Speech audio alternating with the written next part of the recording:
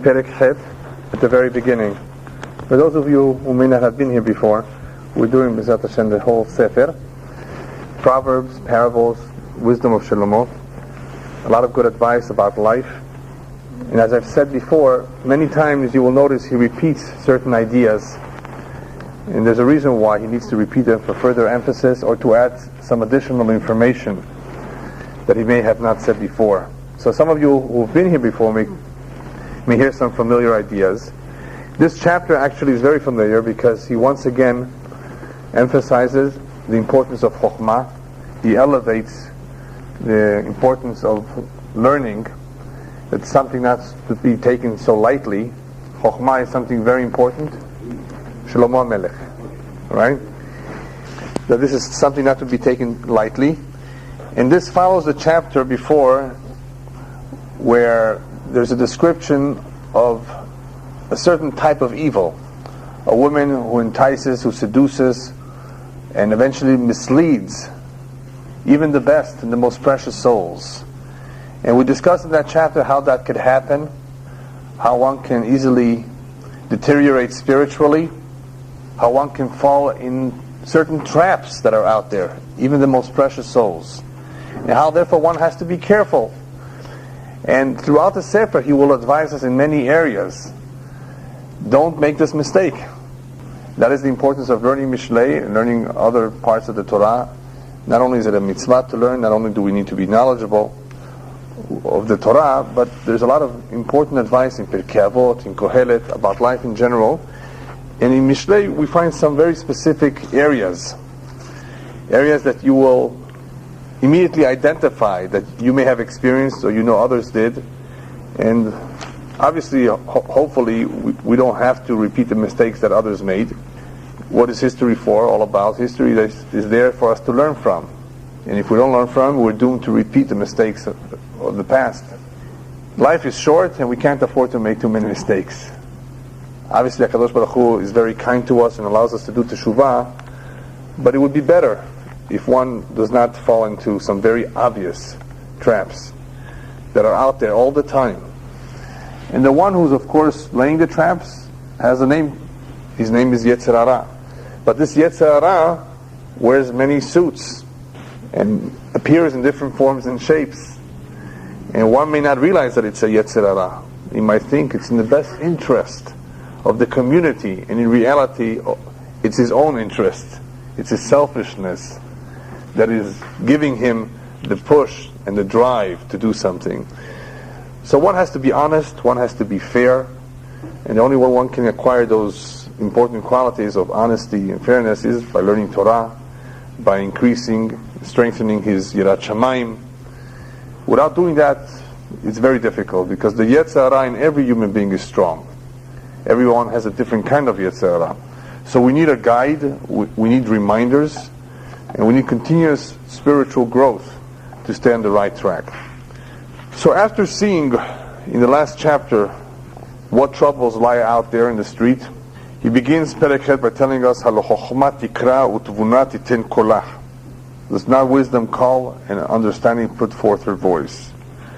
In other words, wisdom, chokhmah in general, is calling out to us to follow in the path of doing good for others, focusing on doing good and not focusing only on what our personal needs are. That's something that the Chokhmah is letting us know. Chokhmah meaning wisdom. It is out there, it is calling to us, calling to those who are listening. In other words, if you pay attention, if you analyze life, if you read about it in the Sefarim, you will see the common denominator that the Chokhmah says. You want to stay away from trouble?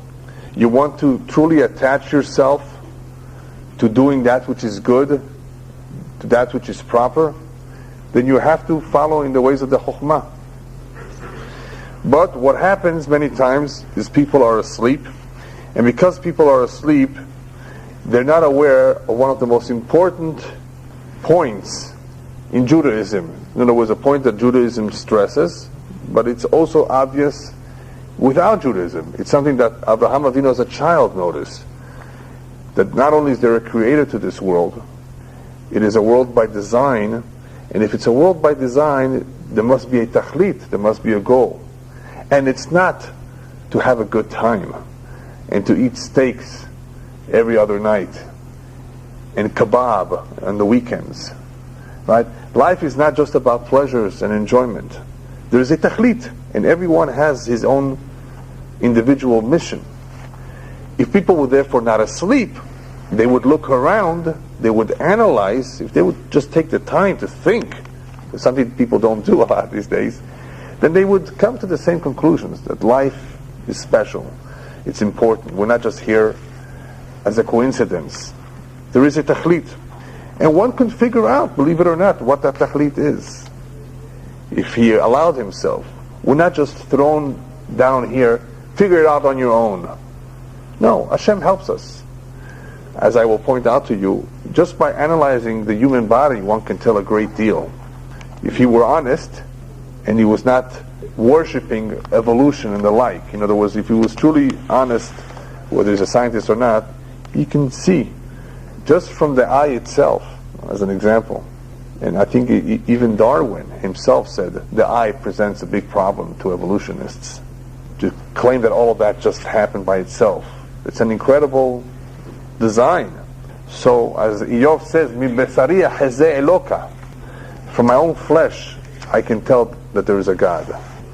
People are asleep. Therefore, they're not paying attention to some things that are very obvious out there.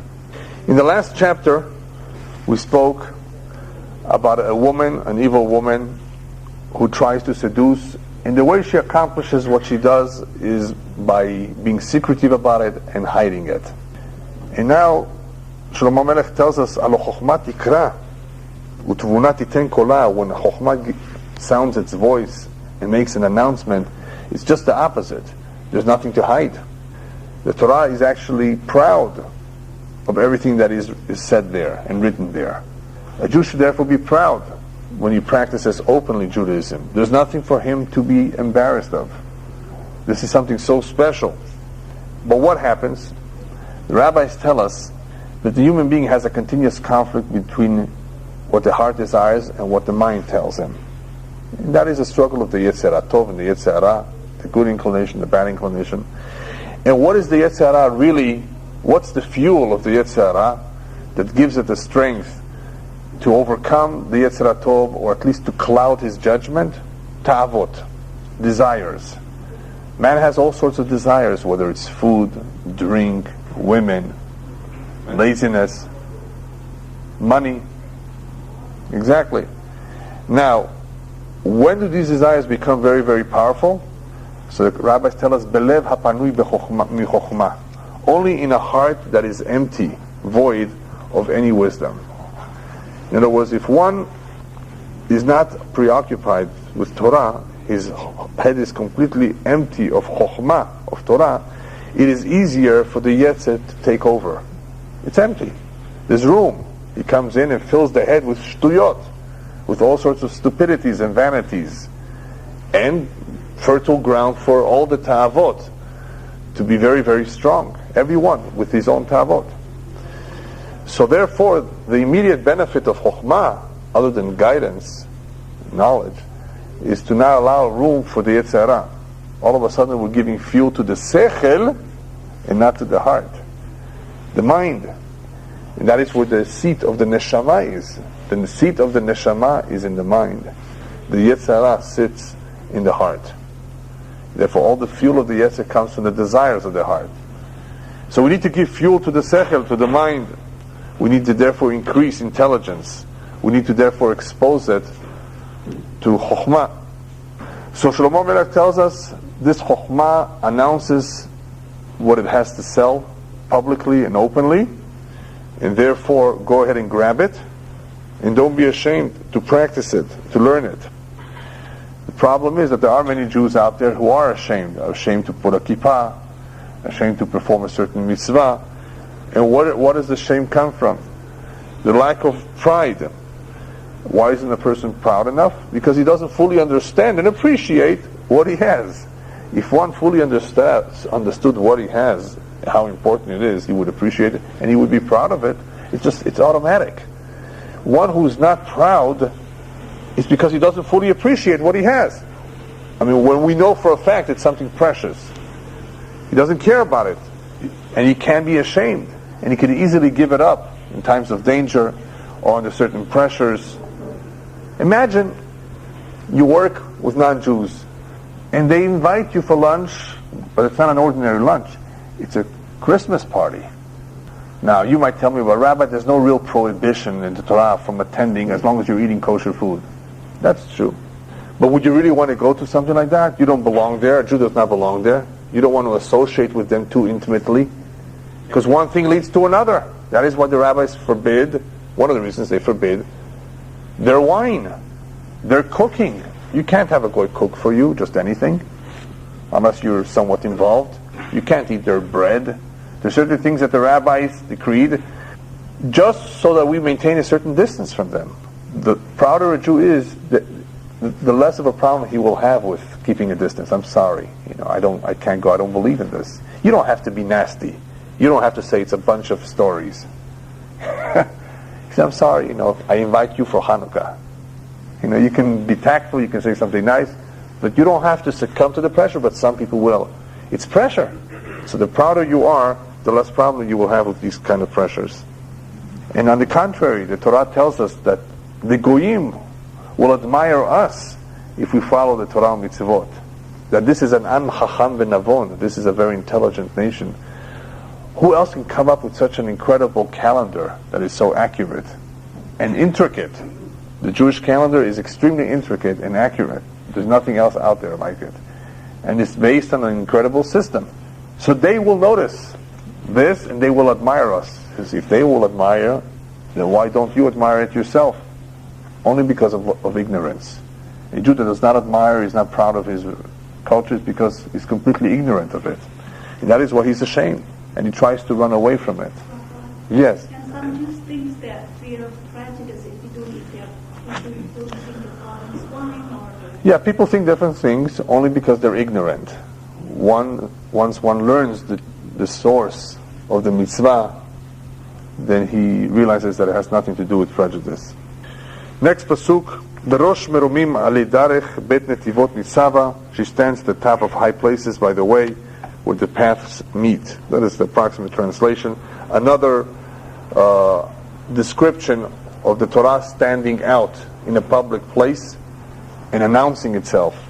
And the idea behind this is that one cannot claim at any given point, I did not know, I was unaware. You know what they say in this country, ignorance of the law is no excuse. Driving is a responsibility. You're putting into your hands a dangerous vehicle. And therefore, you need to learn the rules of the street. They give rifles and guns to Israelis who are 18 when they join the army. Because they figure 18, the boy is somewhat responsible. They're giving him a gun. Somebody has to do it. No, it's not only somebody, but it has to be somebody responsible. It's very dangerous. So life involves many responsibilities. And therefore, one has to learn the rules. One cannot just walk around and do things as he thinks. Life is short, and he would be ashamed to do the wrong things. And it's dangerous too. One may get himself into trouble, one may cause others trouble. So one should not say, I did not know. The chokhmah is out there for one to easily discover. It announces itself in the open. Go ahead and learn it, acquire it. And the next point is, Liyat she'arim lifikaret nevo petachim tarona. She cries at the gates, at the entry of the city, at the entrance of the doors. In other words, she's not too far removed. You don't have to travel too far, unless of course you live in Tibet for some reason. Then you'll have to travel a little bit to find a shiur. I don't know if there's a Chabad there yet. In Tibet too? In Kathmandu, in Nepal, yeah, but not in Tibet. I don't think so. But soon, B'ezrat Hashem. So you don't have to travel far. Today we have the internet, we have cassette tapes, we have books in many languages. There's no excuse. It's everywhere. But not too many people are going. The vast majority of Jews are not going to classes, and it's because there's something more important to them than the class. That's the only reason. It's not that they don't know. The chokhmah is out there, remember. That's what he's saying. It's out there, it announces itself. If you just look for it, you'll find it. People have ta'avot. And some people are actually afraid of finding out the truth. There's those too. Don't bother me with the facts. And that's an unfortunate situation. Next pasuk, Alechem ishim ekra v'koli el bnei adam. To you, men, I call, and my voice is to the sons of man. Now, Shlomo Melech is reminding us, even though he uses two words to describe human beings, ishim and bnei adam, ishim is much more important than bnei adam. You're, after all, a human being, not an animal. And human beings should be preoccupied with important things, not with vain things, not with insignificant things. We are human beings. We are the crown of creation. And as the most important part of creation, we should be preoccupied with the more important things. There are people out there who mine the coal, mine the rocks, mine the gold, mine the silver. There are others who cultivate the fields. There are others who are carpenters, shoemakers. Everybody does something and contributes to humanity and to civilization as a whole. We are told that if Am Yisrael will be on a high level, everybody will do your work for you. They would take care of all your needs and we would be learning Torah. We will be disseminating all this beautiful and important knowledge to the world. But what happened in the Galut? Not only don't we have our work done for us, we do everybody else's work too. This is a little bit of a blessing in that, as a result of our involvement in every country where the Jew went, the economy prospered. That's because we have a blessing from the time of Abraham Avinu. Wherever we go, that land will be blessed. The Spaniards didn't realize that. And the Portuguese made a silly mistake of listening to the Spanish. But the Turkish were very smart. Yes, come, you're welcome. Please stay here. We want you. So anyway, so there is a blessing wherever the Jew goes. But the reality is, we're not supposed to do the work. We're supposed to be a light unto the nations. So we are Ishim, Shlomo Melech says. Human beings, not just the Jews, everybody, the human being should be preoccupied with important things, not silly things. But I from time to time see people, adults, in their 50s and 60s, playing sheshbesh, playing cards, not for 15 minutes, for hours. This is Ishim, human beings. Is that what you're doing with your time? There's so much you can do, so much you can accomplish. Just look at the city of Los Angeles. A little over 434 square miles approximately.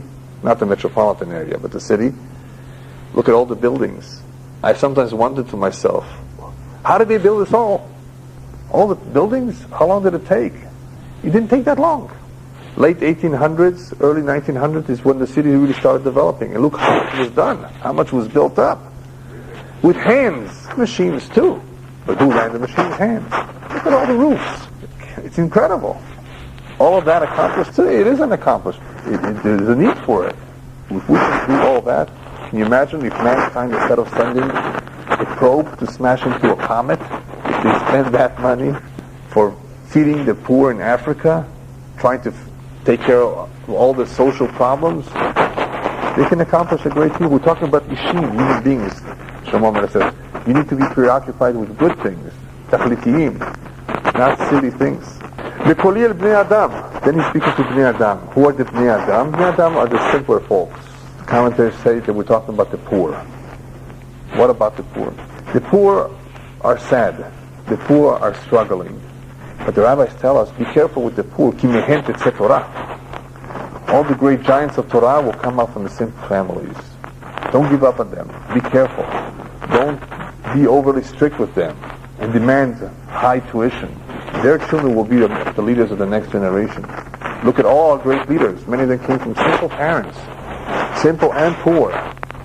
Why? So the rabbis tell us because Hashem does not want to think that only if the father was a rabbi will the child be a rabbi. The Torah does not go over the Yerusha. You have to work for it on your own. It's not a guarantee if your father was a rabbi that you will be a rabbi. Obviously, if the Torah is in the family for several generations, we have a tradition that the Torah will always stay in that family. But for the most part, great leaders and great men come from the poor. So he's speaking to the poor. Don't give up. You have great potential. That from you will come out the next generation of leaders. There's a very important remez in this pasuk, the commentaries say, about all those that will come upstairs after 120 and claim they were too rich and therefore too busy. They were too poor and therefore had a difficult life, or they have many ta'avot. As it is mentioned, Hillel mechayev ta'aniyim. Hillel will be upstairs in the Bet Mishpat, and he will be called into the court when there's a poor man who comes and says, I was too poor to learn Torah. And Hillel will say, you were not poorer than me. And I climbed up the roof when I didn't have the money to go inside to the Bet Midrash. I climbed up the roof and I was snowed in just so I can hear the Torah. Hillel will therefore accuse the poor. Yosef will accuse the Rashaim. The Rasha will come and they will demand of him an explanation of why did you succumb to all your ta'avot? I was handsome. All the women went after me, it's not my fault. Did you ever hear that one? Yeah, some people think like that. And Yosef will say, you were not more handsome than me, you were not more good looking than me, and I had the same problem as you did, and I was able to run out, and left my coat behind too. So Yosef will deal with all those who claim that because of their ta'avot, they could not be a tzaddik. Too many ta'avot. I just have too many desires.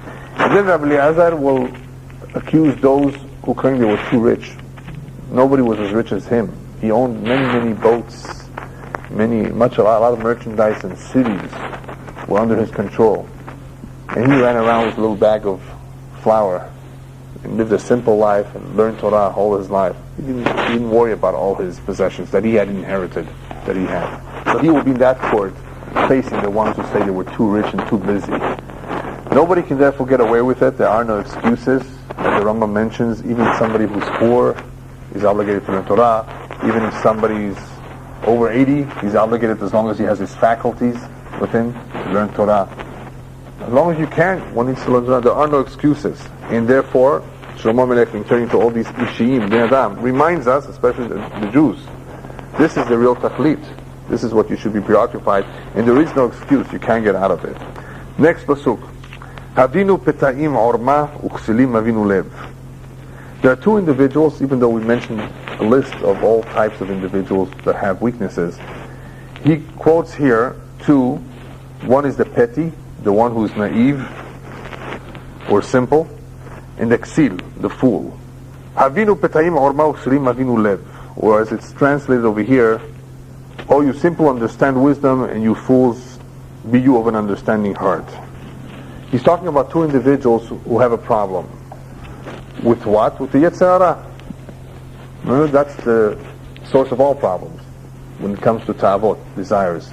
The petty is naive, the petty is simple, and therefore as a result of his naivet, is that how you pronounce it? Naivete. And as a result of his simpleness and ignorance, he falls in the traps. Nichshal, makes mistakes. And these mistakes cost him dearly. Therefore, Shlomo Melech turns to him, Avinu Peta'im, if you will learn this Torah, you will have the proper understanding and save yourself from the traps. You won't be so naive. You will understand that this is a trap. You will know to be careful. And so it's good for you to learn. Don't be a petty. And how about the ksil? The ksil is the fool. What does it mean? It's not that he doesn't have intelligence. It could be an intelligent man who's a fool because he doesn't use his brains properly. What is he doing? He is going by what his heart says, not by what his head says. So he may have all this intelligence, but he's controlled by the heart.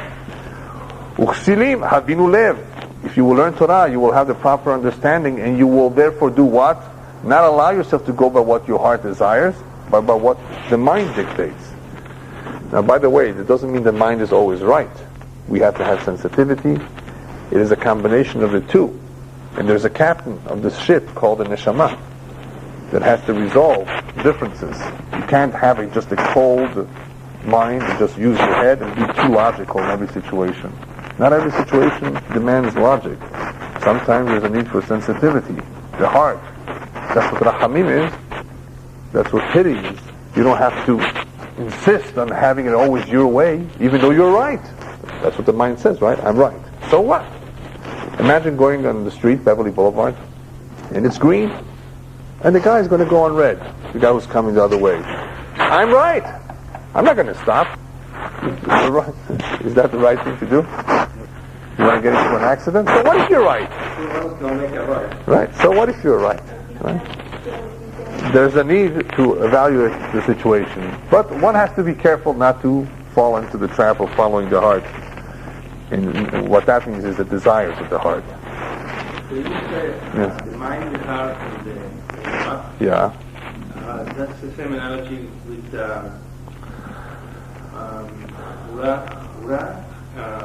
Rahamim and Yes, very similar. Yeah, very similar to the Sefirot in the Kabbalah. The eye see one thing, Right. and the other thing is Yeah. one. Right. Yeah. It's a similar idea. All right, the next pasuk, Shim'u ki negidim adaberu miftach sefatayim esharim. Herefore I will speak of important things or excellent things, and the opening of my lips shall be right things. Negidim means something very, very important. He's reminding us that this chokhmah that you're about to learn, and as we will see that in I think in the chapter 10, 11 especially, some very important ideas. You will see that this is not an ordinary chokhmah. Negidim, dvarim chashuvim, these are important ideas, and especially they give you direction in life. So it's not just any chokhmah that you pick up in college. There's a drasha, rabbis tell us a drasha on this pasuk in the Gemara, that the Torah is compared to a nagid. Nagid is also a ruler, a king. A king has the ability to put someone to death or keep him alive. And so is the Torah. The Torah is compared to Sam Chaim.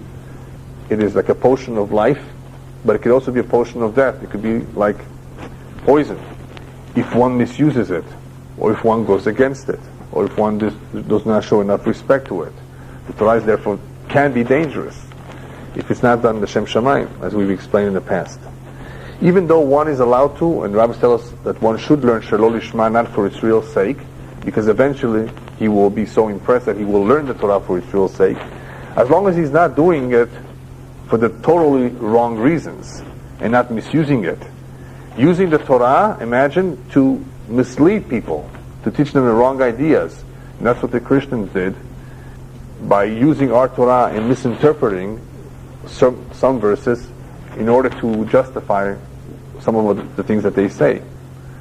In other words, it can turn to a sam mavet, to a potion of death. It can be destructive if one does not use it properly. Alright, next pasuk. Ki emet yahgeh hiki b'to'avat sefatay resha. All the words of my mouth are in righteousness. No, that's the next pasuk. For my mouth shall speak truth, and the weakness is an abomination in my lips. So Shlomo Melech is reminding us that all of these words are not exaggerations. It's all the truth. And then he says, B'tzedek kol imrei fi en bahem niftal v'ikesh. You will realize this on your own when you learn the Torah. He says that all of this is true. And when you do realize it, and you want to accept it upon yourself, then I tell you, B'tzedek kol imrei fi. Don't just start choosing. I like this mitzvah, I'm going to do this, but I'm not going to do this. B'tzedek kol imrei fi. All the words of my mouth are in righteousness. There's nothing crooked or perverse in them. So once you're convinced of it, and you will be convinced, when one learns the Torah, he will be convinced. And I offer this as a challenge to all the Reform rabbis. They go through all this Chokhmah. They go through the Torah, the Gemara, the Zohar, the Chumash. I'm sure that at some point they will realize what this is, how beautiful this is, and how this is the truth. And as you will see, that's what he pretty much will say in the following pasuk. En bahem niftal v'ikesh, by the Torah, then he will not fail. Tzadikim yelchu bam u'posheim yekashelu bam. The tzadikim follow and they stay on track. The posheim, the sinners, yekashelu, they are the ones that fall. They make mistakes because they're not guided by anything. Just guided by the brain is not good, because one makes mistakes if one is overconfident in things that he knows better. And it says over here, it's b'tzedek kol imrei fi, everything is righteousness. All the laws of the Torah are righteous and they're correct. As opposed to what? As opposed to the United States Constitution. How many times did they have to make amendments? What was good 220 years ago? Or more already. What was good back then is not, for some reason, not acceptable today. The fathers of the Constitution, I'm sure, were against abortion. Is that right? For those of you who are more American than me. I'm sure those individuals are turning over in their graves right now, realizing what the judges think of today, or what the people think of today. That's not what they intended. Anything that is human-made cannot be good forever, because people change. The needs change, society changes, and you have today many immigrants here. It's a melting pot. Different cultures, different ideas. And you have Republicans and Democrats, obviously, who feel differently about many issues. So the law here can always change. It's not always the same. The tzedek kol yimei, as opposed to the Torah, is completely righteous, and it's righteous at all times. And what it means righteous at all times is that even if something does not make too much sense to you, I'll give you an example. It's still tzedek. The typical example is the idea of yad tachat yad, ayn tachat ayn, a hand for a hand, an eye for an eye. Without the commentary, you think if somebody took somebody's eye out or he chopped his hand off, that's what you need to do to him.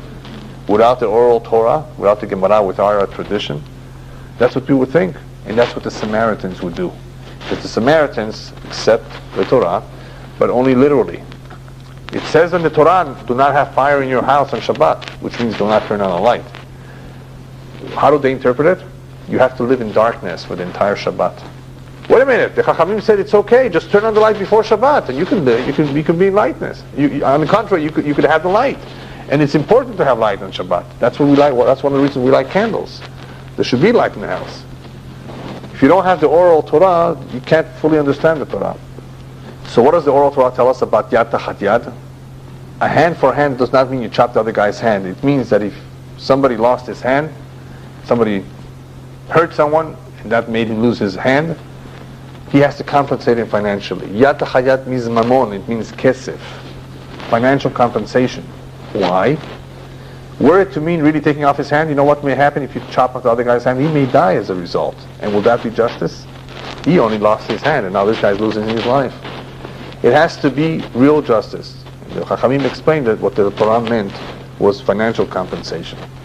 That's tzedek. Tzedek at all times, true tzedek, that does not change. There's certain things that we don't have to because we don't have the Sanhedrin. We don't have a Beit HaMikdash, we're not in Eretz Israel. We have to live by the laws of the country where we are. Nevertheless, two Jews who have an argument need to first consult a Jewish Beit Din. Not only is it a Chilul Hashem to go to a non-Jewish court, the desecration of Hashem's name, you give kavod more to them than to our judicial system. Number two, what they may do will be contrary to what the Torah dictates that should be done. So therefore, the resolution of the problem may be not correct. Besides the Chilul Hashem that you're doing by going to them to solve your problems. And you know what? There are many judges out there, when they see two Jews, religious Jews coming, why don't you go to your rabbis and try to resolve it first there? They on their own know that. Instead of exposing all your dirty laundry over here in the courts. So one needs to make an effort. One needs to make an effort to resolve any issue in a Jewish Beit Din. If it cannot be for whatever reason, then last resort, you have no choice, you have to go. You don't have to lose your money because of that. So depending on the circumstances, the first address is a rabbi or a Jewish Beit Din to try to peacefully resolve the situation.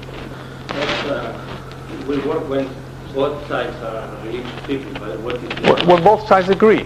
If one will not agree, it's going to be a problem, obviously. Yeah. But they should agree if they are somewhat religious. Yeah. Next pasuk, kulam nechochim lamevim visharim lemotzei dat. They're all plain to him who understands and right to those who find knowledge. In other words, whoever analyzes these words, whoever studies the Torah, they will be clear to him. He will understand those. It's not talking about the Kabbalah over here. It's talking about the plain Chokhmah. It's not something difficult to comprehend. Kulam nechochim. They're very clear to whoever is mevin. Mevin, like mitbonen, who immerses himself in it. He will understand it. But here's an interesting idea. The second half of the pasuk says, "Visharim lemotzei dat," and they will be right to those who find knowledge. The commentaries explain we're talking about balei tshuva. Balei tshuva are newcomers to Torah and Chokhmah. They were totally deprived of this before. They never learned this before. A Baal Teshuvah, therefore, who's sincere and open-minded, as soon as he opens up the Gemara, he will see what he was missing. It will be very evident to him. See, sometimes a boy who grows up in a religious family, he knows that this is important, but he doesn't really realize how important it is, how fascinating. Let me give you a quick example. The Gemara says about fish, kosher fish, that a kosher fish, in order for it to be kosher, has to have fins and scales, right? And the Gemara says all fish that have scales have fins, but not all fish that have fins have scales. Okay, did everybody follow me? Okay. If that's the case, then why does the Torah have to mention fins? All the Torah has to do is mention any fish that has scales is kosher, because any fish that has scales has fins. Then why mention fins? Do you understand the question of the Gemara?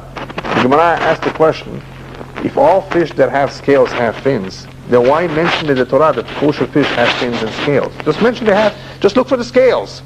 Yes? Sea creatures that have things that appear to be scales which aren't scales? Yes. Is that the answer? No, but that's not the answer. No. Yeah, but that's a good answer too. That's a good answer too. But in some fish, as soon as you're taking it out of the water, like the mackerel, it doesn't have scales. It's smooth. Because some fish, as soon as you take them out of the water, they drop the scales. They leave the scales behind the water. It's very interesting. I saw it myself when I was fishing and catching mackerel. I looked for the scales. Mackerel's not kosher? Kosher, sure it's kosher. But if you take it out of the water, you say, where are the scales? And you know it's a kosher fish. That's one of the fish that apparently loses the scales in the water. So why did the Gemara ask a good question? Why mention fins? So the Gemara says, Yagdil Torah v'yadir, to show how great the Torah is, that the Torah wanted to let us know, the Creator wanted to let us know, I created the world and I can assure you that every fish that has scales has fins. Nobody can make that statement unless he created the world. Did you fish in all the seas? This piece of information the Torah provides us only to prove to us that Torah min hashamayim. Torah had to be given min hashamayim, otherwise he would make the statement. And there's other ideas.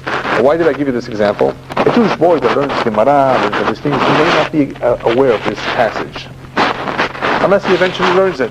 A Baal Tshuva comes across it. Somehow they present it to him in a seminar, somehow he will hear it about it in some lecture, and he will be amazed. Oh, this is great. This is incredible. Torah min hashamayim. You know how encouraged he will be? You know how excited he will be? Much more than the regular observant Jew. That observant Jew is fulfilling Torah mitzvot. He's learning. But without necessarily that excitement that the Baal Tshuva has. That's what the meaning of this pasuk says.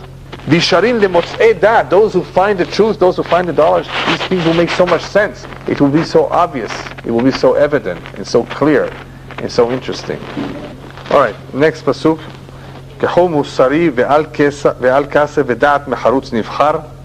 Okay, receive my instruction and not silver, and knowledge rather than choice gold. In other words, Shlomo Melech is telling us there's a big difference between what I'm giving you, what I'm offering you, this musar. That's much more valuable than all the silver and all the money. The idea here is as follows. There are many things in life that we want to accomplish.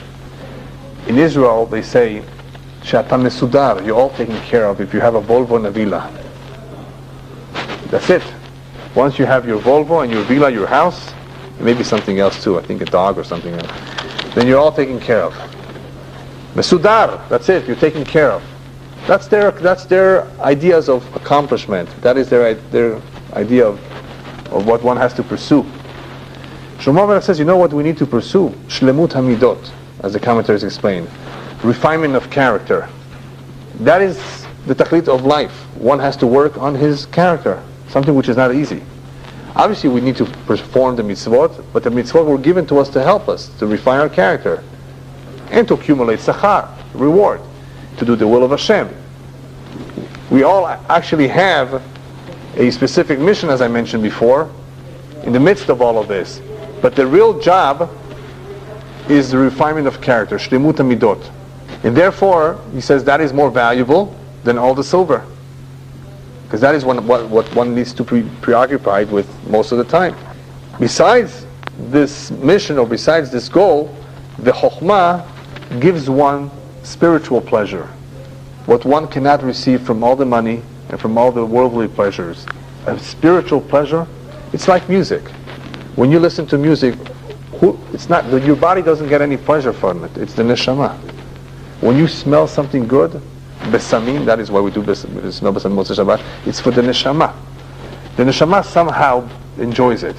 It's relaxing to listen to music. It's not the physical body that is really getting some enjoyment from it. So this chokhmah is much more valuable, much more beneficial, because of this additional pleasure that one will receive from it, the spiritual pleasure. And on top of that, it will be something that will last for us in Olam Haba. Whereas worldly enjoyments and pleasures do not last long. One does not get too much out of them. So what's better, this musar, than all the silver and all the gold? And therefore one should not let go this chokhmah for just any other chokhmah, because this chokhmah will provide him with spiritual pleasure, not anything else.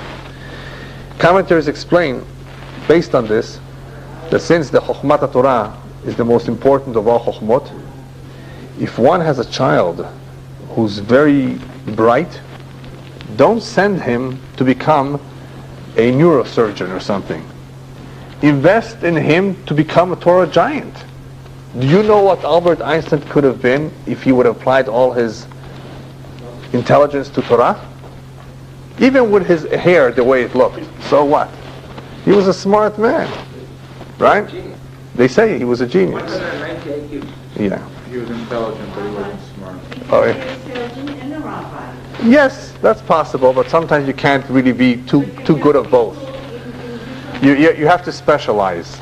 But anyway, it's okay to become a doctor if that's what you want to do, and if your intention is to help people, not to be rich. Because then at least you're doing it for the real reason. But if one really is endowed, mehunan, with kishronot, iluyim, with great talent for Torah, for example, then that's where he should apply it. And that's what Rabbi Nehorai says in the Gemara.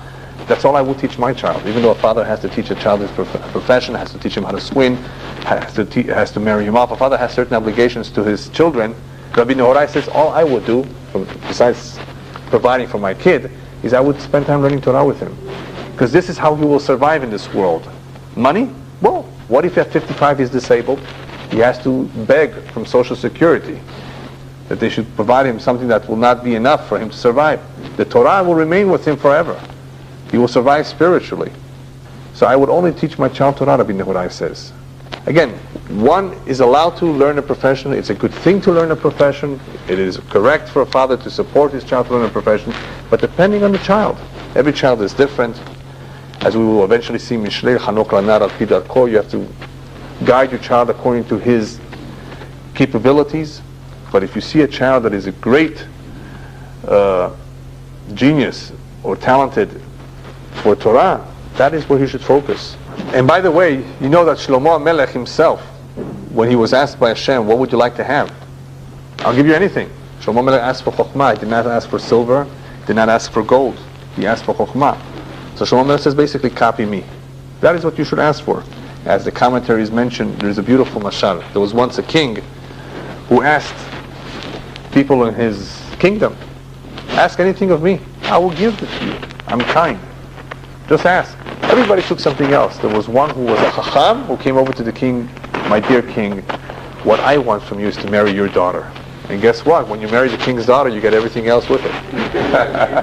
When you learn the chokhmah of the Torah, you will get everything else too. And why are most Torah scholars poor? I wouldn't say most Torah scholars are poor. Some of them are struggling maybe in the early years when they don't have any other source of income and they're depending on the kollel or their parents as soon as they get married. But later on in life, it's tough. Tuition is expensive, and that's why many women today have to work to make up for what the husband cannot earn. So life is tough today, much more than when we had less needs in the previous generation. So obviously, life is more difficult for them, but it doesn't mean that they are poor. It doesn't mean that they're starving. It just means that, life is a little tougher for them. And everybody, remember, has his own mazal.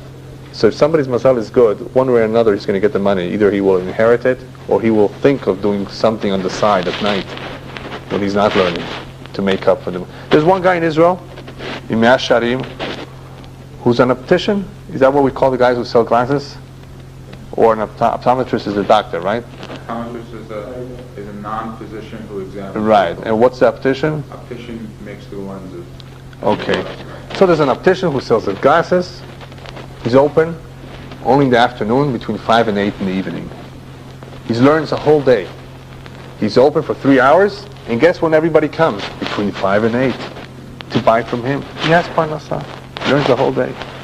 Yes, Baruch Hashem, good mazal that people come to him, that he had this great idea, and that he's in a good location. All of that is mazal. All right. Ki tova chochma mipeninim v'chol chafatzim lo yishvu ba. For wisdom is better than rubies, and all the things that may be desired are not to be compared to it. In other words, all the treasures in the world cannot be compared to it. You might say, okay, it's more important than silver, it's more important than gold, but what if I had silver and gold and rubies? No, the Torah is more important than everything else. You cannot compare it with anything else. Another idea that is mentioned over here is that all the things in the world that are too much is no good. Too much money is no good.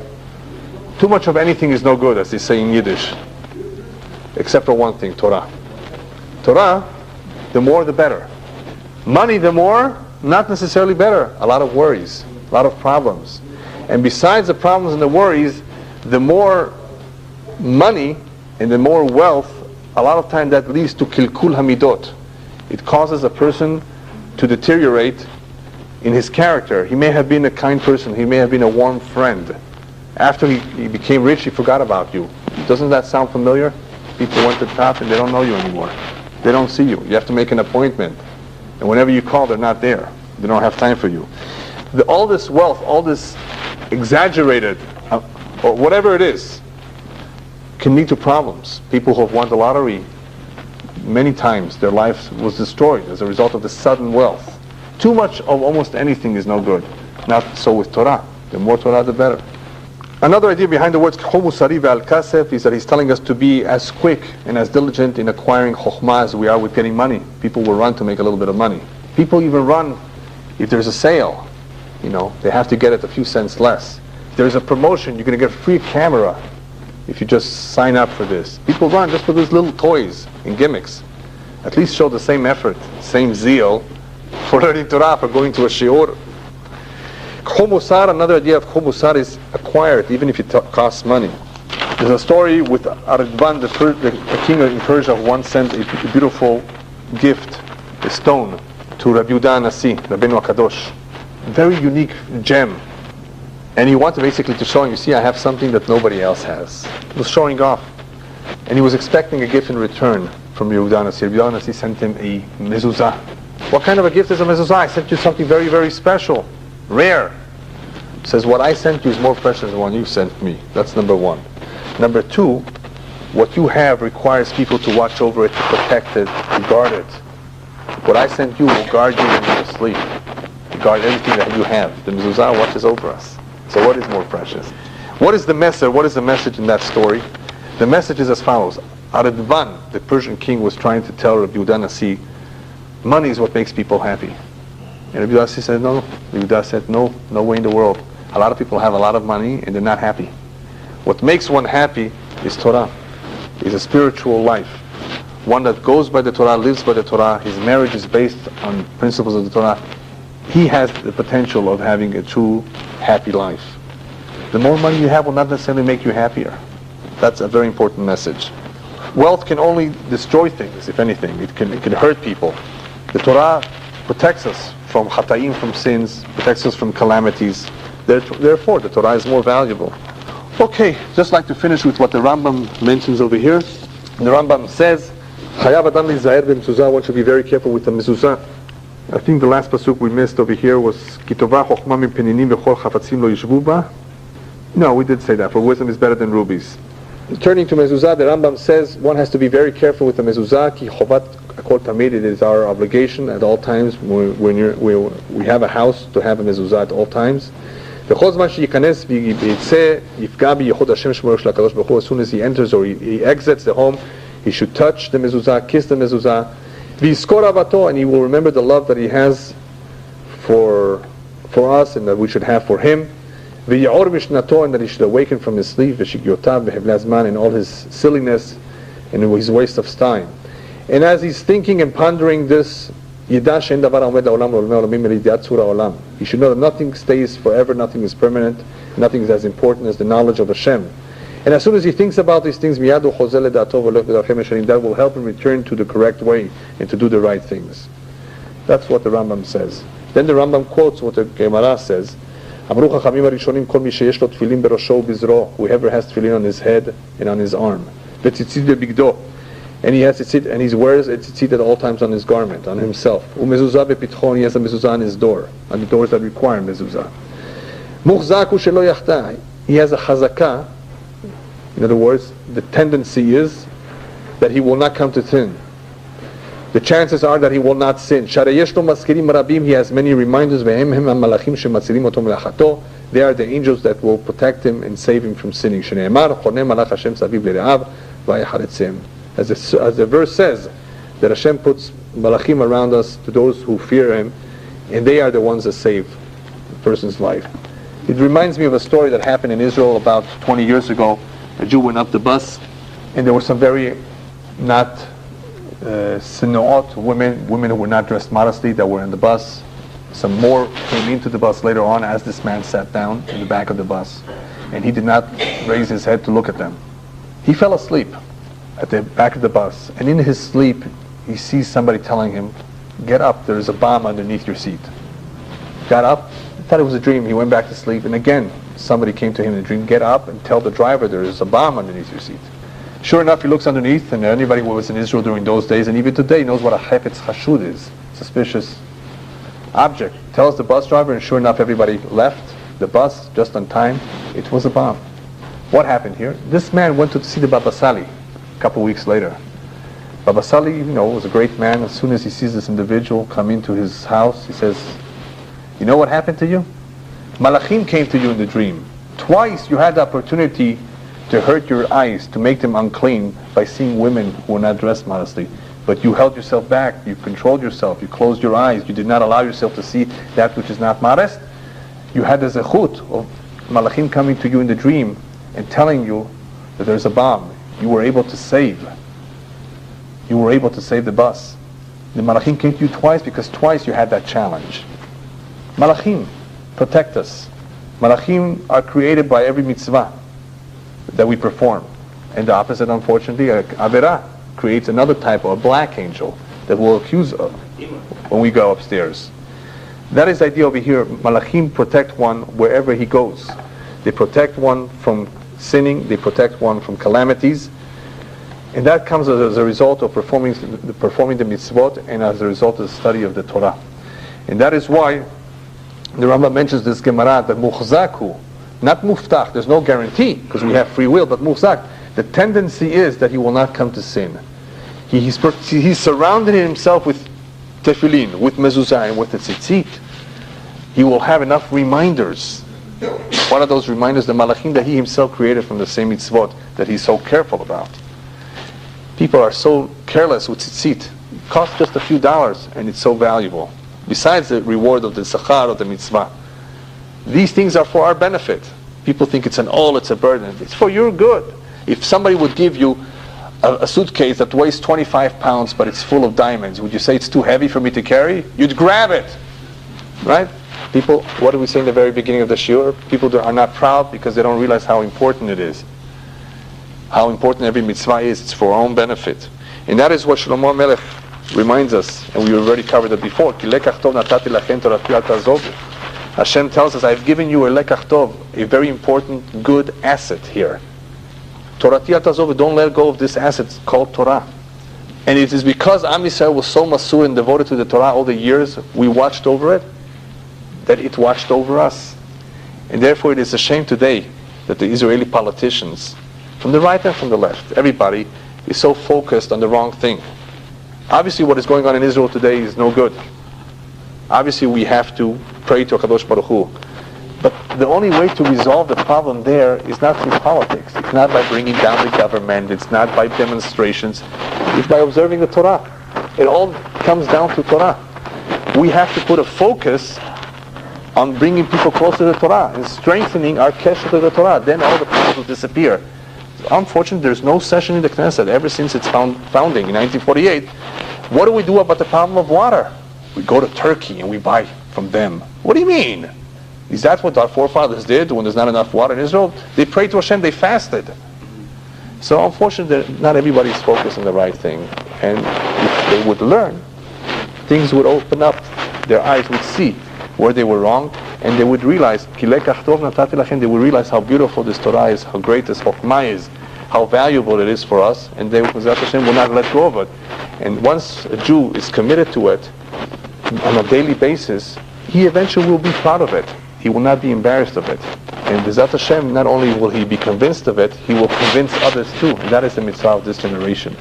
After we see the beauty of it ourselves, we need to be courageous and strong to go out and bring more and more Jews to realize how beautiful and how precious our heritage is. And that is the mitzvah of this generation, that everyone who can exert any influence on his neighbor, on his friend, on the family member, he's obligated to do so. Otherwise they're going to demand of him. You could have done it. You could have brought back one more Jew and his children and his grandchildren. It would have been to your credit if you would have said a word or two, gave him a tape, brought him into a class.